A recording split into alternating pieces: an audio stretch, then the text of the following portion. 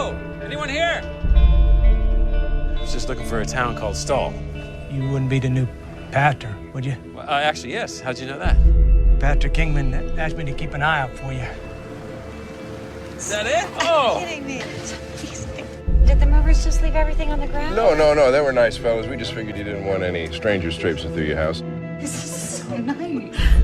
You did the right thing, you know.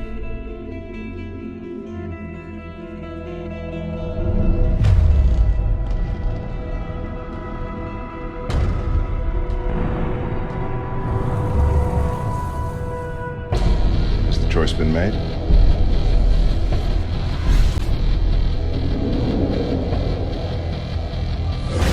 Darkness will subdue the light. The world will become his. Come forth and claim your offering.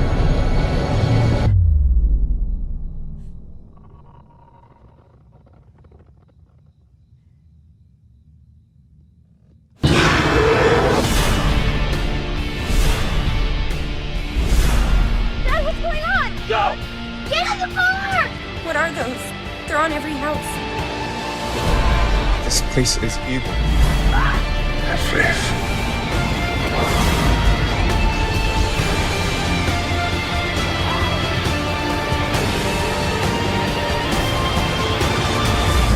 This is your servant, Lord. This is his will.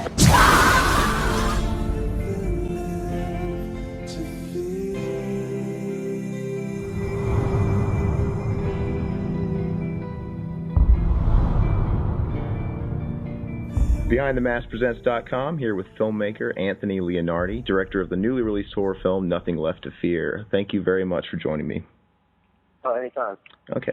Now, this is your feature directing debut, but I understand that you have impressive credits on other high-profile films working in the art department, and especially a creature design credit I noticed on the upcoming 47 Ronin, which looks incredible, but that's a separate conversation altogether. That movie looks awesome. But anyway, not to get detoured, was turning to directing always on your radar from day one?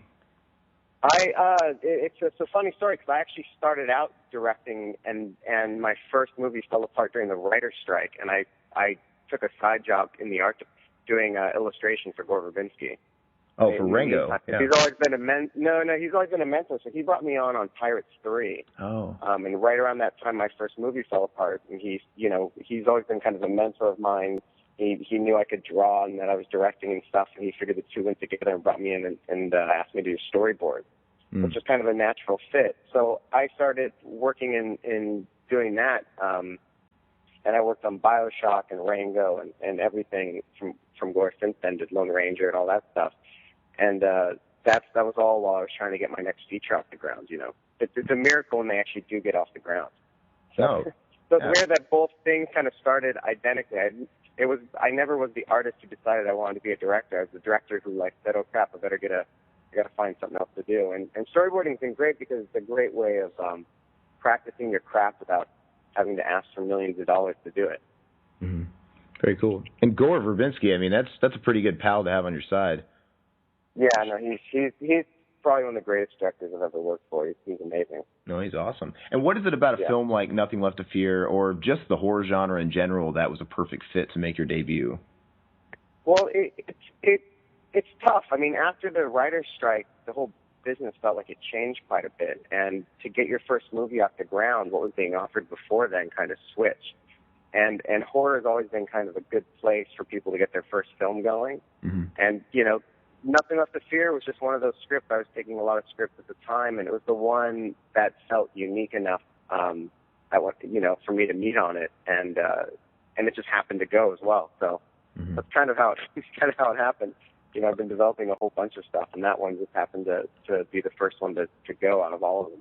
Well, that's actually a good comment you made. I could think of a handful of really big directors that started out in horror. So look at Look at who? James Cameron comes to mind for me. That's what I was just going to say. I was going to say Cameron on Piranha, too. I mean, he started with one of the biggest cheese fests, I'd say, ever. But, look where that guy's at. Well, wait a second. He's back to doing avatars, which are not too much better. That's my opinion, though. This is also the debut film for Slash's production company, Slasher Correct. Films. obviously for people living under rocks, Slash of Guns N' Roses. How was the chemistry working with him, and how much creative freedom were you given, considering it being your first film? Well, it was one of the things where the script was passed out to a bunch of directors, and I just happened to be the director that, I kind of went in with my take, and that's the one Slash liked. So as director for hire, so there's a part of you that has to, the material is always going to be the material, but the way I wanted to take it, Slash, that's what he wanted to do. And from that point, it was really a lot of creative support from him. The budget and the shooting schedule and all that stuff changed so many times, and the movie kept evolving into what it is now. So, he was very supportive along the way. That's cool. And your film, it really doesn't strike me as being in the vein of what's happening nowadays with horror, where it seems studios feel the need. Well, it seems today that studios feel the need to become more and more blunt with their violence levels, or what they can show you with computer effects. And for me, it almost feels insulting, to the intelligence of the viewer with their shunning of subtleties.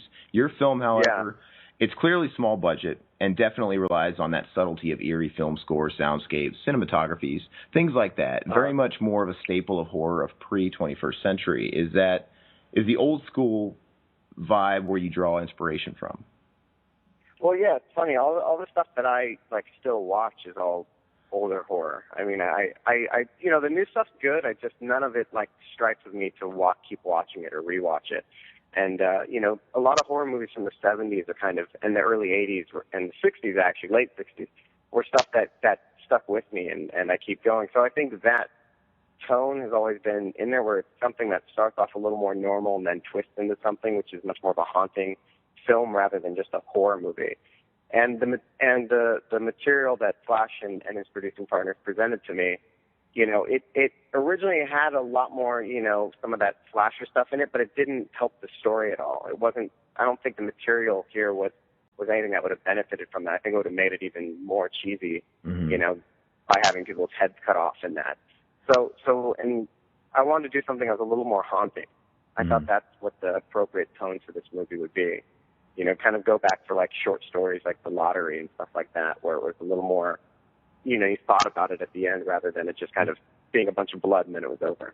And I miss sort of the old school where it was about the slow burn and the story was good enough to where that's really all you had to rely on. I think of films like, the original Halloween, The Exorcist, going up a little later, the original Hellraiser, which I think is genius, and the original Alien. Things like that where it's you have great characters, it can be slow, but in a good way, and you don't.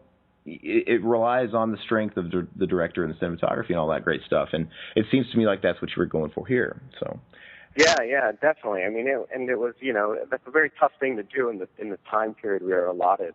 But it was trying to do. I mean, and that's what the story was. It wasn't, if I would have come on and said let's throw this stuff in, it would have just felt like one movie taped on top of another one. And so I think this movie showed a lot of restraint, especially for someone like Slash in the score, not to go, full rock and roll, and for me as a director, not to go real flashy. Well, that would have just felt contrived on top of this kind of a story. That was actually going to be my next question there. Is I was going to mention the score. Well, not really a question. I was going to mention the score, and I was actually really surprised at how much I really enjoyed what Slash did. Definitely served the film in that old school approach to being subtle with it. And both him and Nick O'Toole, I believe his name is, real highlights. Yeah, no, they were awesome. And the cool thing was working with Slash from the beginning. Is when we first started working together. I would start sending him paintings, or I would do a bunch of illustration or storyboards of what I was thinking the movie, what scenes were going to be and what I was feeling. And this started from day one. And I would send it to him, and then he would start writing little musical pieces to accompany it and send it back. And so we started talking, and visually and with the score from day one. So it was nice to have that evolution of sound that really accompanies the picture. And something, when I watched the film, actually, I'll be honest with you, I kind of forgot Slash was involved. I kind of forgot about the whole slasher films and all that stuff. And it really wasn't until the credits started rolling, that was him playing the music, and it all just kind of sunk in, which I think is cool because it doesn't have to rely on a big name, I guess. But a question came to mind that I thought was interesting as soon as the credits were rolling. Did everything that you submit to him he submit to you, did it sort of turn to gold, or were there moments where you had to go and tell the legendary guitar player to go back to the drawing board? Well, that's the funny thing. It's like, that was something I was very nervous of, and he would send stuff. I mean, most of the stuff he did was right in line with what we were thinking. Like, they fit really well. I think because the fact that I could send him imagery and tone and show him and inspire a feeling that he could come back with a sound that matched it. I mean, there might have been some stuff that we didn't use, but it was never like way off where you're going, oh, that's terrible. And the crazy thing is he was so supportive. Like, if there was something not working for me, it was never an issue. There was no egos involved whatsoever. Mm-hmm. So it was really one of those amazing experiences, which the whole idea was whatever works best for the film works. Nothing else, matters. There's no egos involved with that. And it really works. I mean, the subtleties of it really plays on it really well, especially sort of the recurring melody and theme that goes throughout, which I guess was an original song. But it had to have been tempting at least to like crumble up a piece of paper once, throw it in his face, and say, "Give me more Night Train, damn it." Yeah, it was. I wish we had that. I think the easiest part of the whole film process was working with Slash. That's the crazy thing. I didn't think that was how it was going to be, but it was the most natural part of it. It was very easy, and we always had the same movie in mind, so that's what made, I think, it easier than him going off and doing something totally different than what I was thinking. That's very, very cool. But I think part of the issue with the movie is people see Splash's name in the name, and they expect this like really over the top horror movie, like a Rob Zombie movie or something, and so we keep seeing those comparisons, which is crazy. I honestly, I don't know if it's. I thought it was going to be a slasher film because I kind of watched it before knowing what it was. I just watched it blindly. I wanted to just go into it, and I had I was in that boat too. Yeah, and I think the issue with that is when you're expecting that kind of movie and you have something that has a slow burn, it'll feel slower because you're not expecting it. It's like going into a comedy, expecting a comedy and it being a horror movie. It'll be a little scarier. Mm-hmm. It's like, when people when they see the name slasher films, they expect, another slasher movie. Yeah, and I think it's cool. Like I said, I didn't really, I knew it, but then I kind of forgot, and then I was reminded as soon as the film ended, I kind of forgot. Yeah. The Slash was involved. I think that's cool that it really hits you at the end. Maybe there's that little hat logo or whatever he's got going now. And so before the film, I didn't really have any kind of bias, which is really cool. That's great. Unless, you guys could always put him in the middle of the field in the middle of the film playing a guitar solo like in November Rain. That would have kind of broke the consistency and the momentum of the film, I guess. But it might have worked. It might have worked. What's your take on modern day horror, and in particular the remake trend right now? There's some good stuff. The thing for me, it's just really, I just like stories. I don't care really what the concept is. If the story's really good and it gets me into it, then I'm fine with it. I see a lot of stuff. It's hard because now it's like stuff that makes it sometimes is really terrible, and the stuff that you don't really hear about is great, or vice versa. It's really tough to pick it out. There's so much going on. Mm-hmm. And remakes, Gore remade The Ring, which I think felt like it started that whole trend off.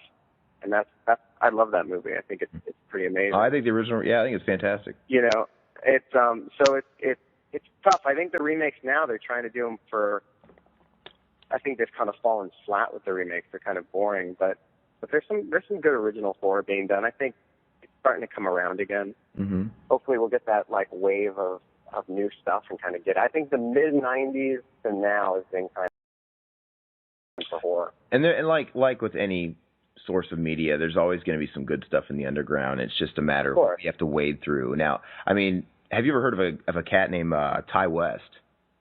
Yeah. He's fantastic. Cool. Great example. I think I want to see someone like him and you guys blow up. He makes those real slow burn, old school films. House of the Devil. Yep. And gosh, what was the last one? I can't think it. I love it. Well, he did The Innkeepers, and then The Innkeepers. The Innkeepers, and he's got a new one, Sacrament, coming out. So cats like you guys and stuff like that. It's there. It's just whether or not the market will extract it and welcome it with open arms. It's interesting. It's all a numbers game now. Mm-hmm. The film's marketed source inspiration is The Legend of Stoll, Kansas. Now, I had honestly never heard of this legend before viewing the film, and I was wondering if you could shed some light on it. And how much of the film is derived of this legend? I when I got the script, I read it for what it was, and then they told me there's this place, and I looked it up online, and it felt very much like a Roswell story, like like the more you look at it, it just kind of feels silly. And I think, anything they can, like a true story or a real place to make it marketable. Texas Chainsaw Massacre, yeah. Yeah, but for me, it's just like, let me just make the best movie possible. Because I've seen some reviews where people are like criticizing it for not being about the legends of the actual place. I'm like, it's not like these are real things. They're all kind of silly. Mm-hmm. So for me, it was more about keeping it in the background and just making the story about the family moving to a town and finding out they were chosen. I mean, I think that was kind of the key that got me in there.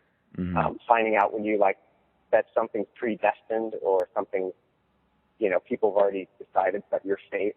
I mean, that's a little more haunting than a town that might or might not have something real. And then if it's about the town, then it kind of gets away from the rest of the narrative. Mm-hmm. So I think at that point you have to choose which story you're telling. Well, you always take those marketing ploys with a grain of salt, but it's never really bothered me. Well, you things like, well, there's a bunch of films like we mentioned, Texas Chainsaw Massacre, and even The Exorcist, and probably most famous for me, the Amityville Horror. These are all taken from. Yep. They're all. I think everything's based in some sort of truth. There's always some sort of truth at the beginning. All rumors, all legends, things like that, and then it's just kind of blown out of proportion. Who knows how? But at the end of the day, the Amityville Horror, hoax, not a hoax, whatever. It's a great work of fiction, if anything.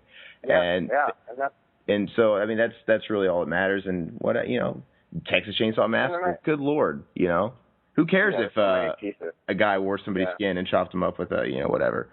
But, I mean, I think people just respond to when it says based on this because they think there's some sort of truth. So I think it frightens them more because there could be some sort of real element to it.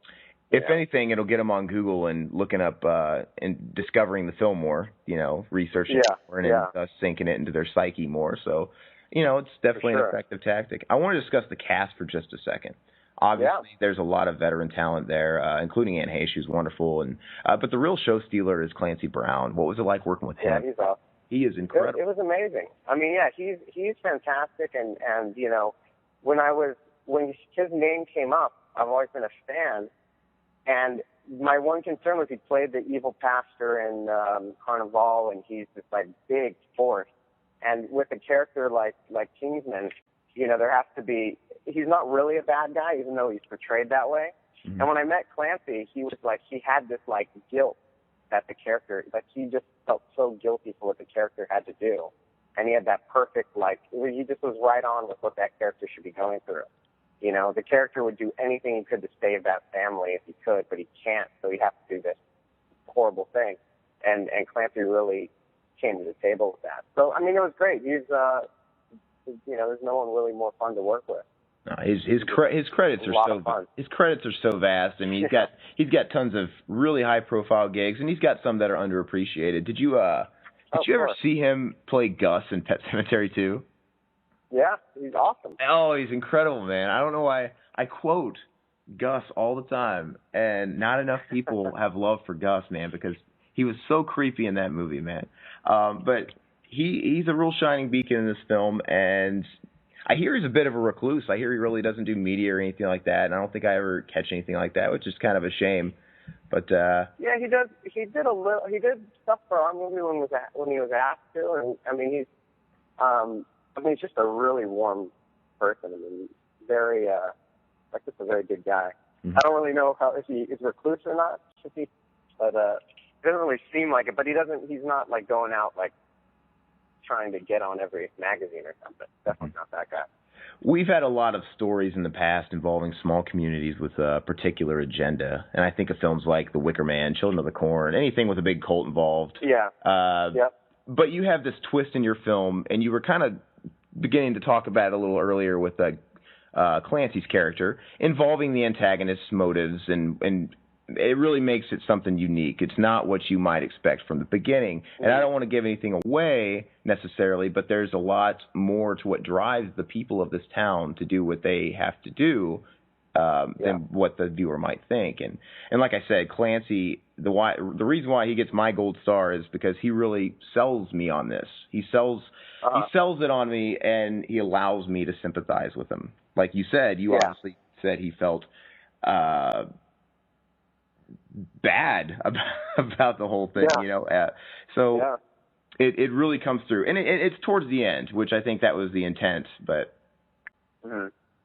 let's see. Yeah, him and Ethan, both those characters, I mean, are really the kind of, I mean, they represent the entire town. On like a small budget, because you can't do a bunch of subplots to meet all these other characters.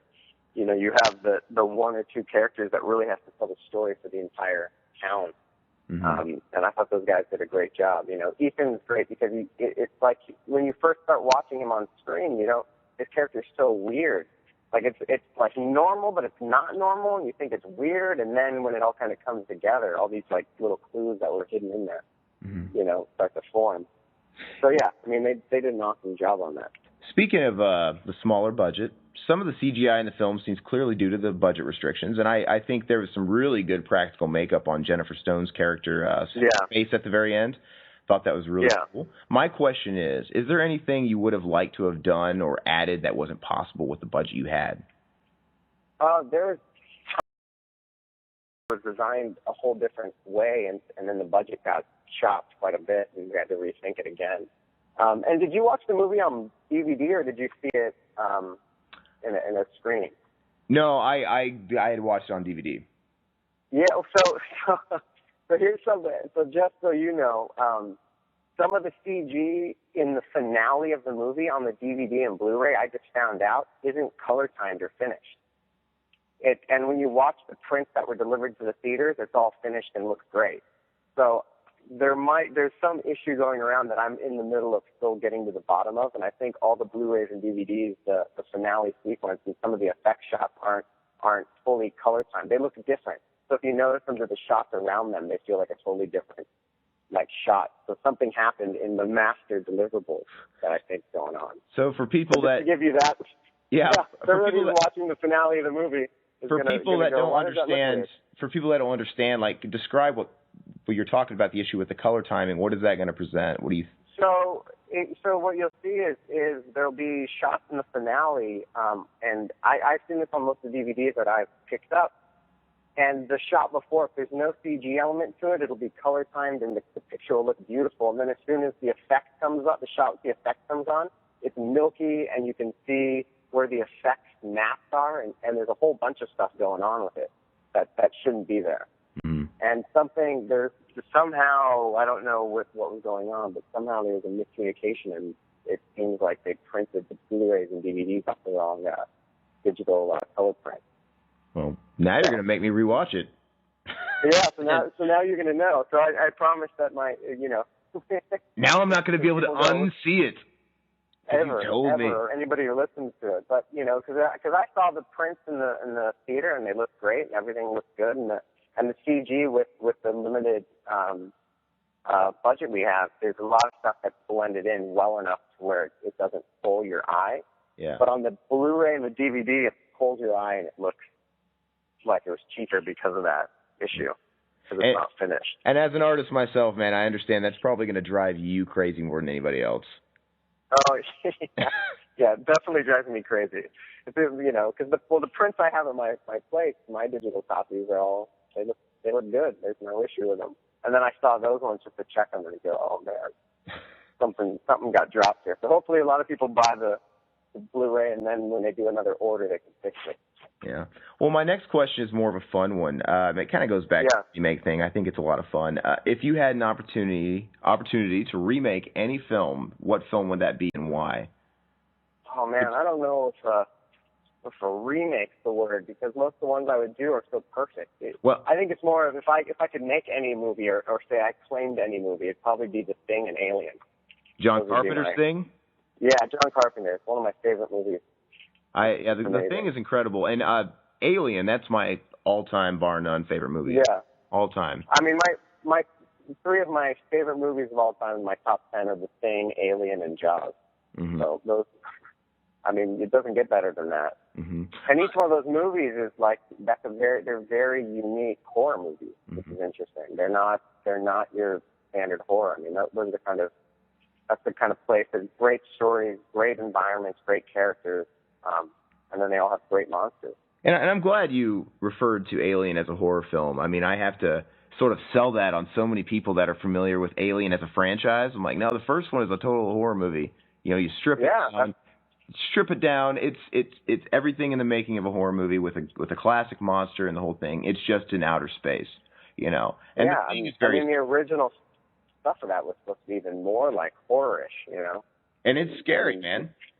Yeah. It's all about atmosphere. It's all about one thing picking people slowly off with no resources to back them up. And then you have James Cameron coming after to sort of, I love Aliens too, but he sort of undid everything. It's like, no, let's have a whole bunch of Marine people and give them a whole bunch of automatic weapons with unlimited ammo and aliens everywhere, blood everywhere. Yeah, his became the big action movie, which is cool because at least they feel like they're two different genres in the same world, so it doesn't take away from the other one. No, but Alien, yeah, that's a true horror. I mean, even Jaws, people don't think of it as, I mean, I guess people think of it as a horror, but it's not really when you watch it. It's like a fun movie, and then it becomes so scary. It is. If you imagine that something like Jaws, it's a realistic horror, you know, sort of. Yeah. You can be on a boat, you can be out in the middle of the water, and sharks exist, sadly. And if you come face to face with a shark, I bet you would be more scared than anything in your life. You would release yourself. I would. You're in their, for sure. You know, you're in their habitat. It's such a flawless movie. I mean, it just really is. There's no issues with it. Mm-hmm. Just perfect storytelling. Well, that was a good answer. I'm really happy with that. Lastly, what's next on your agenda, man? Do you have any more gigs in the director's chair on the horizon that we can expect? I mean, yeah, that's all I've been pushing. That's all I've been pushing for the last however long since I started. So I'm attached to one project right now that's beginning to cast. I have another big movie that we're starting to push out that's top secret, but it's more of a fantasy film. And then I'm just trying to find, me and Flash are looking for stuff, and I'm just trying to find the next story I want to tell. Try and do something, because I don't think I'm going to be a genre-specific director. It's not really, I don't want to do just horror. Mm-hmm. So it's just trying to find stuff that matches my style and my voice. Totally. This was a good first start. Good to get over that first-time director thing out of the way. Well, absolutely, man. Now on to the next. Yeah. Absolutely, man. Keep it going, man. Change it up, and I look forward to what you got coming out next, man. So thanks, buddy. I appreciate you, and I appreciate you giving me the time. And good luck with Nothing Left to Fear. All right.